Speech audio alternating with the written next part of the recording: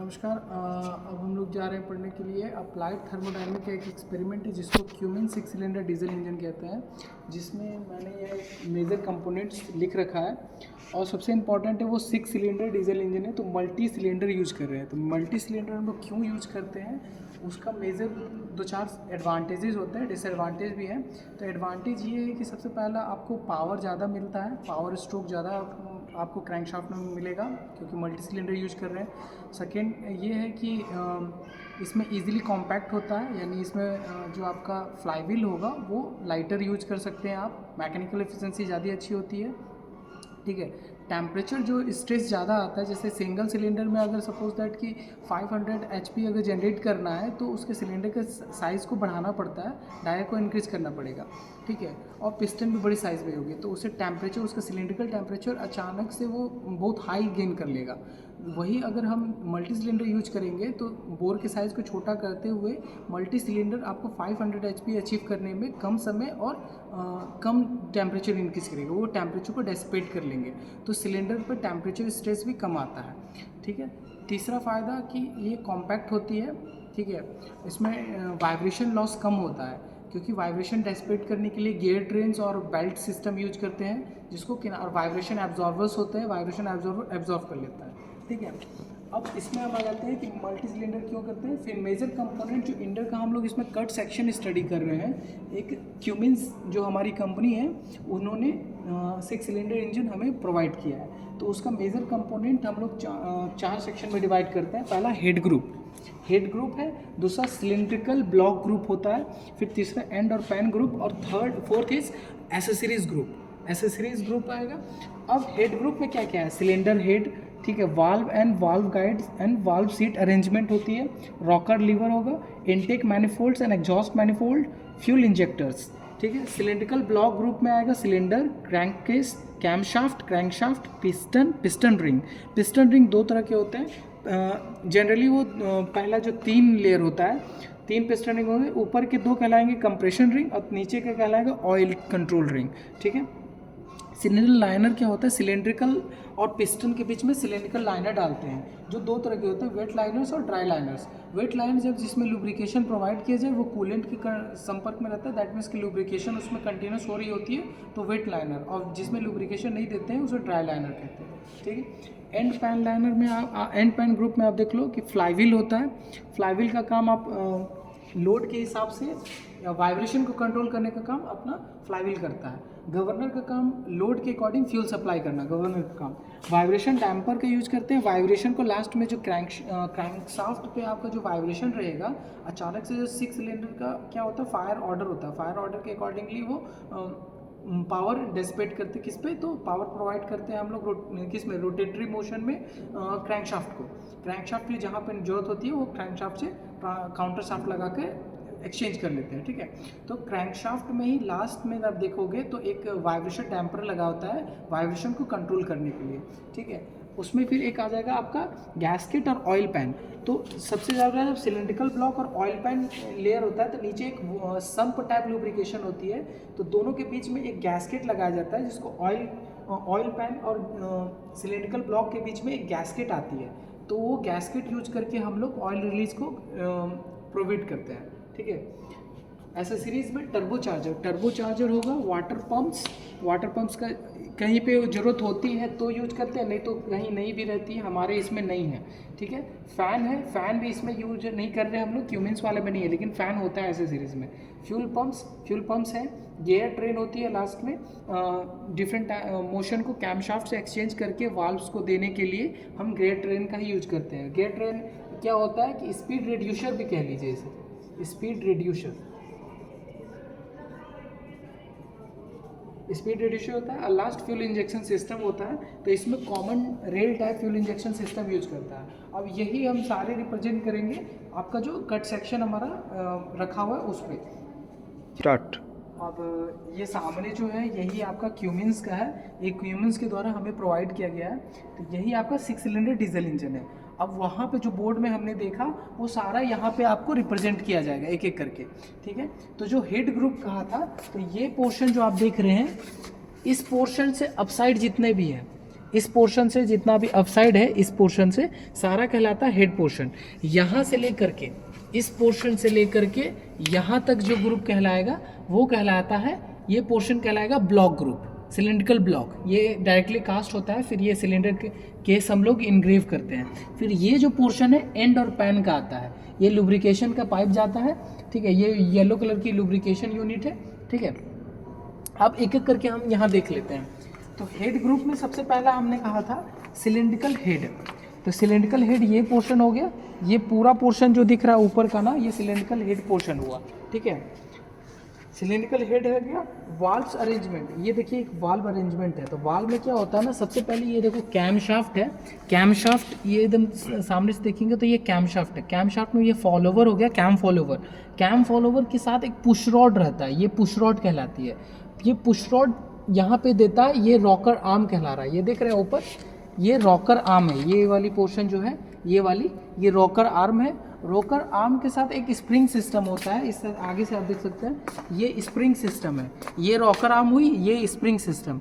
ये स्प्रिंग क्या करता है ना, आप क्लोज और अपने आप को रॉकर आर्म मूव कराएगा और कभी ओपन और वाल्व को ओपन और क्लोज कराएगा, ठीक है। अभी मोशन लास्ट में देखेंगे, ठीक है। तो ये आपका वाल्व का अरेंजमेंट हो गया। वाल्व गाइडिंग ये सब इसी में आ जाते हैं, ठीक है। ये कहलाता है आपका एग्जॉस्ट मैनिफोल्ड। ये रेड कलर की जहाँ होगी ये एग्जॉस्ट कहलाएगा। एग्जॉस्ट मैनिफोल्ड हो गया। इस तरफ से आप देखेंगे तो ये जो नीली कलर की है, ब्लू कलर की, ये कहलाता है आपका इनलेट मैनिफोल्ड, ठीक है। ये इनलेट मैनिफोल्ड कहलाएगा, ठीक है। इनलेट मैनिफोल्ड हो गया।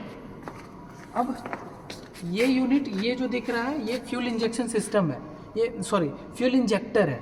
फ्यूल इंजेक्टर ये आके लास्ट में यहाँ से कनेक्टेड रहता है। ये फ्यूल इंजेक्शन सिस्टम हो गया। ये common rail type fuel injection system है, इसको हम लोग सेपरेट भी देखेंगे। ये फ्यूल पंप है, ठीक है। फ्यूल पंप हो गया। ये हैंड पंप है। ये हैंड पंप दे करके प्रेशर जनरेट करते हैं, दैन फ्यूल कॉमन रेल में भेजते हैं, ठीक है। तो ये आपका यूनिट कहलाएगा फ्यूल इंजेक्शन सिस्टम। ये कहलाता है गवर्नर यूनिट, ठीक है। गवर्नर यूनिट हो गई। तो यहाँ पे हमारा ये जो आप देख रहे हो, ये टर्बो चार्जर है। टर्बो चार्जर क्या करते हैं कि जैसे एग्जॉस्ट का कनेक्शन आप देख रहे होंगे कि टर्बो चार्जर में जा रहा है। तो turbo charger just like a compressor होता है, ये कि एयर के डेंसिटी को इंक्रीज कर रहा होता है, जिससे कि जो इनलेट होता है उसका थोड़ा सा प्रेशर इंक्रीज कर जाए। तो प्रेशर और टेम्परेचर ना, अगर जाहिर से P directly proportional to T, pressure directly proportional temperature होता है। तो प्रेशर जैसे ही इसका इंक्रीज करते हैं, दैट मीन्स डेंसिटी बढ़ा, थोड़ा प्रेशर बढ़ता है। तो इनलेट का प्रेशर का जैसे बढ़ाते हैं तो उसका इग्निशन पॉइंट जल्दी अचीव होता है। तो हम लोग डीजल इंजन में नॉकिंग अवॉइड करने के लिए प्री इग्निशन को हम लोग करवाते हैं, ठीक है। लेकिन पेट्रोल में ऐसा नहीं कराते। पेट्रोल में हम लोग ऑटो इग्निशन को प्रोहिबिट करते हैं, लेकिन डीजल में हम लोग ऑटो इग्निशन को हम लोग क्या बोलते हैं कि हमारे लिए फ़ायदेमंद है, नॉकिंग कम होती है उससे, ठीक है। तो इसीलिए इसका टेम्परेचर बढ़ जाएगा तो इग्निशन जल्दी होता है और नॉकिंग कम हो जाती है। तो ये टर्बो चार्जिंग का यूज है। ये एग्जॉस्ट के पावर को यूटिलाइज करता है खुद को रन करने के लिए, इसीलिए टर्बो चार्जर। नहीं तो सुपर चार्जर क्या होता है, जो एग्जॉस्ट के पावर को नहीं, हमें एक्सटर्नल ड्राइव यूज करेंगे इसको चलाने के लिए और प्रेशराइज करेंगे, तो हम उसे कह लेंगे सुपर चार्जर, ठीक है। तो ये टर्बो चार्जर और सुपर चार्जर में अंतर हो गया। अब सिलेंड्रिकल ब्लॉक ग्रुप में देख लो कि सिलेंड्रिकल ब्लॉक यहाँ से यहाँ तक डायरेक्ट कास्ट होती है, ठीक है। तो इसमें क्या क्या पोर्शन है हमारा, सबसे पहले ये हो गया, यहाँ से ये जो दिख रहा है ये आपका कनेक्टिंग रॉड हो गया। इसी में क्रैंकशाफ्ट है। क्रैंकशाफ्ट कनेक्टेड है, क्रैंक आगे से देख सकते हैं हम लोग, आगे आगे। हाँ, तो ये वाली जो दिख रही है ना, ये कनेक्टिंग रॉड, ये क्रैंकशाफ्ट हो गई। Crankshaft, connecting rod, piston ring दिख रही होगी। तो ऊपर की जो 3 दिख रही है ना आपको, ये 3 इसमें दिख रही होगी। तो ऊपर की जो 2 है वो आपकी कंप्रेशन रिंग है और नीचे की ऑयल कंट्रोल रिंग है, ठीक है। तो यही 3 पिस्टन रिंग कहलाती है, ठीक है। इसमें लाइनर्स लगे हैं, हाँ लाइनर्स लगा हुआ है। ये लाइनर्स कहलाएगा। सिलेंडर है ये, सिलेंडर यूनिट। और ये जो नीचे का एरिया आप देख रहे हो ना, ये पूरा क्रैंकिस कहलाता है। सिलेंडर इसके नीचे जितना बॉटम तक आ सकता है, ये पिस्टन जितना डाउन तक आएगा नीचे तक, इसको TDC, ऊपर BDC, और नीचे का जो एरिया बनेगा ये क्रैंकिस जोन कहलाता है, ठीक है। तो इसमें ये सब यूनिट है, ठीक है। नीचे ऑयल पैन लुब्रिकेशन यूनिट, ठीक है। अब इधर आ जाइए। अब जो हमने कहा था कि एसेसरीज में सबसे पहले आप देख लो, ये वाइब्रेशन एब्जॉर्वर होगा, ठीक है। ये वाइब्रेशन डैम्पनर, यही क्या होता है, डायरेक्टली कनेक्टेड है आपका। यहाँ आगे गियर है, नीचे आगे गियर रहता है, फिर ये लास्ट में कनेक्ट होता है। इसके साथ ये बेल्ट कन्वर्ट करते हैं, बेल्ट कनेक्ट होती है, जो कि जितना भी वाइब्रेशन आता है मोशन के रूप में, बेल्ट अपने मोशन के रूप में डेसिपेट कर देता है पूरी तरह से। यहाँ से कनेक्टेड रहता है, इसी बेल्ट ड्राइव से कनेक्टेड आपका ऑल्टरनेटर, जो हमारे स्टार्टर मोटर को बैटरी से रन कराना होता है, तो उसको ये रिचार्ज करते रहता है, ठीक है। अब यहाँ देख रहे हैं कि गियर ट्रेन असेंबली है, ये पूरी गियर ट्रेन असेंबली है। गियर ट्रेन असेंबली क्या करती है कि जो क्रैंकशाफ्ट में गियर लगी रहती है, उससे मोशन ले करके हर एक पार्ट को मोशन प्रोवाइड करना गियर ट्रेन का है। तो गियर ट्रेन स्पीड रिड्यूस कर लेता है टिथ के मिसमैनेज से। पिनियन और गियर में टिथ का कम इंक्रीज डिक्रीज करके हम लोग स्पीड को रिड्यूस कर लेंगे। देन फिर ये वाली देखो, ये वाली जो गियर है, ये जा रही है हमारे फ्यूल इंजेक्शन सिस्टम को मोशन दे रहा है, ठीक है। यहाँ से देख लो, फ्यूल इंजेक्शन सिस्टम को ये वाली गियर मोशन दे रही है। पंप के लिए हम ये इसका यूज कर रहे हैं। हाँ, ये इस गियर से कनेक्टेड एक यहाँ पे एक गियर है, ये गियर से मोशन जा रही है हमारे फ्यूल पंप को, ठीक है, जो फ्यूल पंप यहाँ दे रहे हैं, ठीक है। उसी तरह इससे ही ड्राइव कनेक्टेड एक सेम पैरेलल शाफ्ट कनेक्टेड है, तो गवर्नर को भी उसी से पावर मिल जाता है, ठीक है। अब इस यूनिट में हो गया गवर्नर का काम, आपने जान लिया। गवर्नर और फ्लाईव्हील में एक कॉमन फीचर क्या है कि गवर्नर हम लोग वहाँ यूज करते हैं जहाँ पे सपोज दैट कि हमारा लोड एनर्जी को रिजर्व करने के लिए हम लोग यूज करते हैं इन एंगुलर मोशन, ठीक है। तो दैट मीन्स कि लोड जहाँ कम होगा और एनर्जी अगर ज़्यादा तो हमारे एनर्जी कैसे जनरेट हो रही है, क्रैंकशाफ्ट में एनर्जी जनरेट होती है रोटेशनल फॉर्म में। तो रोटेशनल फॉर्म में ही फ्लाईव्हील क्या करता है, अपने आप को एब्जॉर्व कर लेता है अगर लोड कम हो तो, ठीक है। और अगर लोड ज़्यादा हो तो अपने रोटेशनल फॉर्म को ही वो ज़्यादा स्पीड, जब एनर्जी कम जनरेट होगी क्रैंकशाफ्ट पे, तो वो अपनी तरफ से एनर्जी जो स्टोर होगी वो प्रोवाइड करके लोड को सपोर्ट दे देगा, हाई लोड को। लोड के समय खुद को रिजर्व कर लेगा। गवर्नर में क्या करते हैं, लोड और फ्यूल का सप्लाई का वेरिएशन होता है। जैसे ही लोड आप इंक्रीज करोगे तो वो फ्यूल सप्लाई को बढ़ा देगा, और जैसे ही लोड को कम करोगे वो फ्यूल सप्लाई को डिक्रीज कर देगा। तो ये गवर्नर और फ्लाईव्हील का काम होता है, ठीक है। तो इसमें फ्लाईव्हील हमारा ये है, ये हमारा फ्लाईव्हील हो गया इधर, ठीक है, वो फ्लाईव्हील है। और यही नीचे हमारा, अब देखो कि बेल्ट ड्राइव से स्टार्टर मोटर ये है, स्टार्टर मोटर, हाँ चला दीजिए,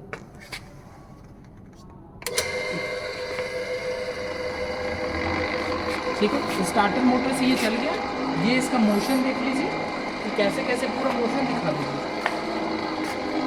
देखो रॉकर आर्म से कैसे मोशन ट्रांसफर हो रहा है।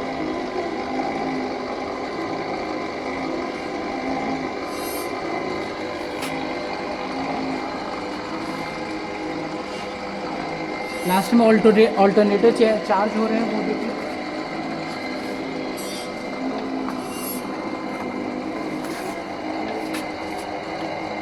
फुल गियर ट्रेन कैसे, इसमें ये मेन क्रैंकशाफ्ट से कनेक्टेड है।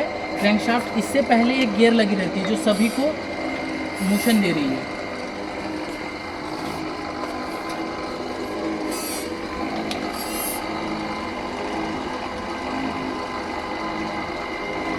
ये यूनिट फ्यूल इंजेक्शन सिस्टम, ये गवर्नर यूनिट कैसे फ्यूल सप्लाई को कंट्रोल करेगा वो देखना है यहाँ से।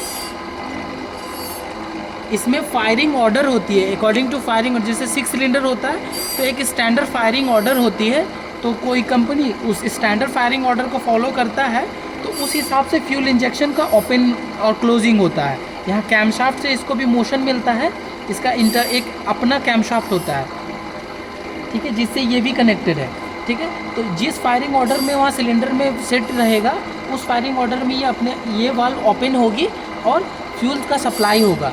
सब एक नॉर्मल है, कितना बोलते हैं, जैसे 43-42 नहीं 1342, ये 4 सिलेंडर के लिए है। ये फायरिंग ऑर्डर हो गया 1342, और एक 52-53-36 नहीं 6 सिलेंडर के लिए firing order I think check करना पड़ेगा। 6 सिलेंडर के फायरिंग ऑर्डर की स्टैंडर्ड होती है, वो लोग चेक कर सकते हैं, कंपनी वेरिएशन भी करती है। 1426 ऐसे 631 12-53-36, हाँ नहीं 12-53-36 नहीं 12 नहीं, इसी में कुछ होता है, आई डोंट नो, ठीक है। तो ये मोशन है, आप मोशन देख लो, फायरिंग ऑर्डर के हिसाब से ये होता है। और यही था हमारा आपका Cummins cut section 6 cylinder diesel engine.